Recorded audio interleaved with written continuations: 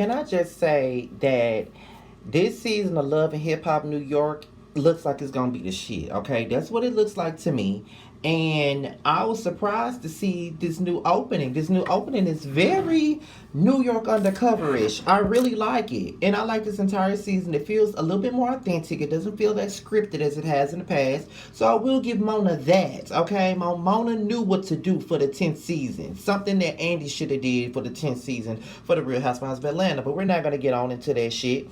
I got two more videos to do after this, so let me just get on into this shit. So let's start it off with Chrissy. Now, Miss Mo has arrived from Miami, and she's back to be back with her man and to basically several, some unfinished business with certain people. So she comes in the house, and she really feels like, Joe. She was talking about how nasty the house is and how Joe didn't help her pack her bags and shit like that. And she was like, the driver's gonna bring the bags in the house since you didn't. And so he was like, well, they were your bags. I'm like, her forever fiance still doesn't give a fuck about her, period, okay? So she was talking about how she wants to sit down and have a conversation with Kimbella about the ugly situation that they had when she jumped up and beat Kimbella's ass about her telling Emily that she had dated Fab 3 years ago, when 3 years ago Emily was pregnant. So she felt like she needs to have that conversation with her, just because Jewels and Jim are like brothers, and it's like this whole Dipset family, and they got to be in a room together. So everyone can be copacetic. She wants to have that conversation. So I can say that Miss Mole is trying to come in with better intentions, I guess. So Yandy's having this little thing for, about prison and stuff like that. And Remy is there. Rich is there. Remy is there because, she just got off of parole. Rich is there because his baby mama Miracle is dealing with a murder case right now. And then you have Kimbella, who everyone is surprised to see because her man just went to jail. So my thing about it is this. Kimbella, to me, she's gotten way too much work done. And I thought she looked so good when she first came on. I thought she was so pretty. But now she just looked like a damn plastic ass doll. I just don't know what else to say about it. But apparently her and Yandy still aren't really seeing eye to eye. But Kimbella still came to support her event. And that's the most I can give her. I mean, at least she did that much. So Jonathan is there with Juju.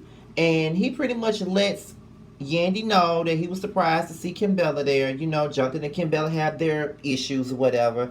But what he really wanted to do was let Yandy know that he ran into Chrissy Lampkin, Miss Mole, Jim's forever fiance.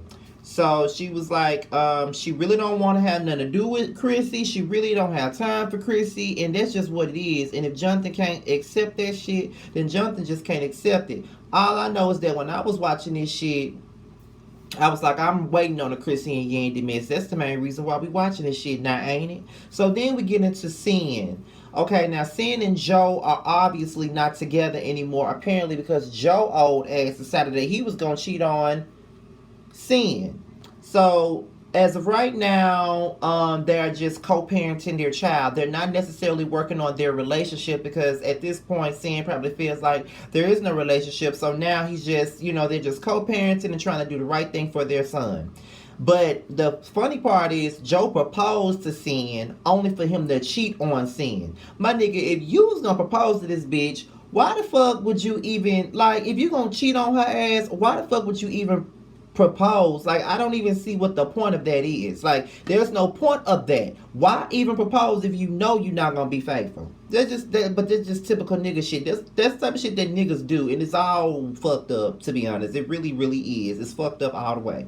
So, we get into Erica Mena. She's back, and she looks totally different. I don't know what the fuck she did to her face, but that is not the same Erica Mena that I'm used to seeing. I'm not saying that she looks ugly. I'm just saying that is a drastic change to her face because she don't look the same. I'm just saying she really doesn't. So she laying in the bed with Safari. They talking about how happy they are. She's pregnant. They're about to get married. And I do think that Erica and Safari is a cute couple. I can give them that much. I'm not going to take that from them. They do look good together as a couple. But is it authentic? Is it just a money grabbing thing for them? I don't know. But only time will tell. I'm not here to judge nobody's relationship. But do I think that Safari deserves better? I think that he does. I think that he's too sweet of a guy to be with such a rat like Erica Mena. But everybody deserves love, you know. Even my dumb ass deserves love. And I've been pretty dumb for motherfuckers in the past. But everybody deserves love, don't you think? But I just feel like she got some work done. That's just what I think.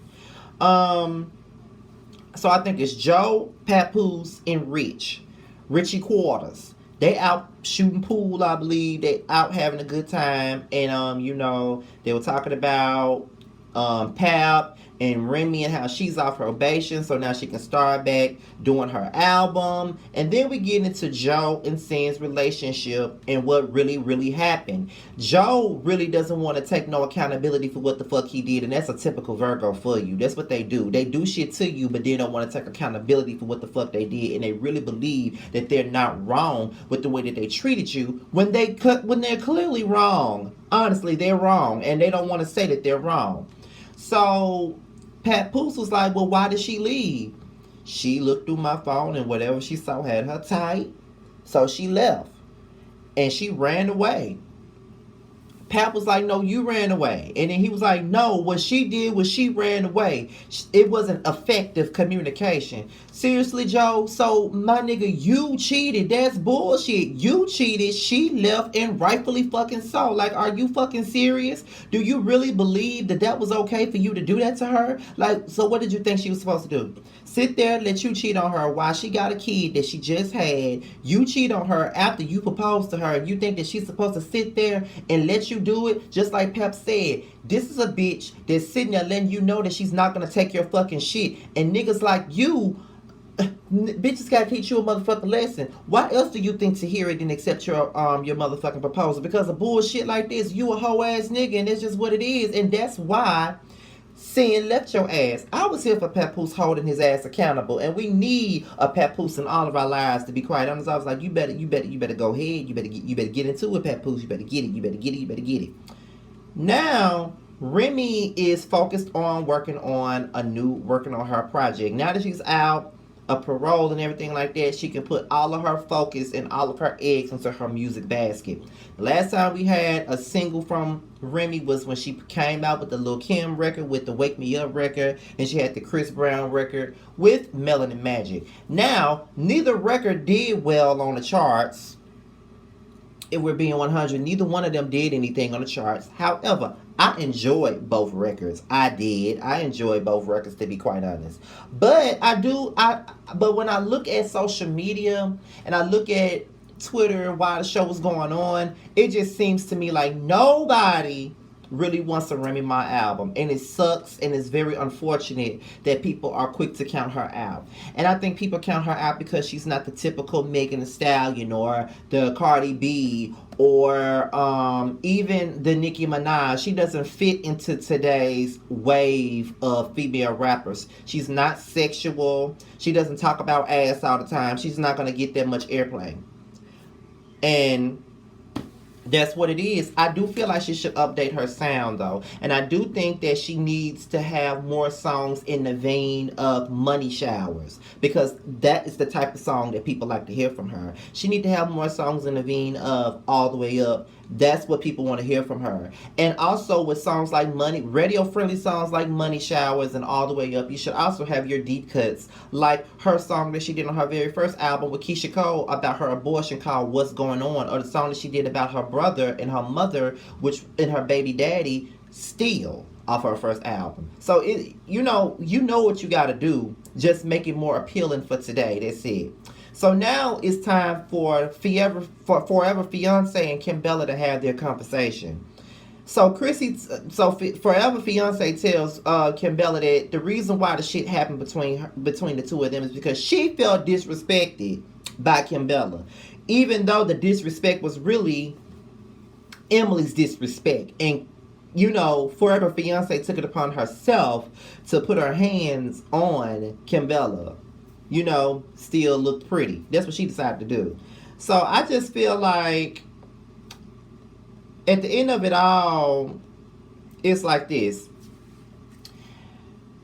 I guess Chrissy did own up to probably taking it too far, but she did feel like she was well within her rights. But at the end of the day, she forgave her for what the fuck happened, honestly. And that's it. But after they forgiven each other, they proceed to talk about Yandy, and Kimbella's supposed to be friends with Yandy, but not friends with Yandy. It's sitting up with her enemy popping shit on her. Kim, you fucked up for that. I don't give a fuck what issues you and Yandy got right now. That was some bullshit and you know it, okay? Straight bullshit.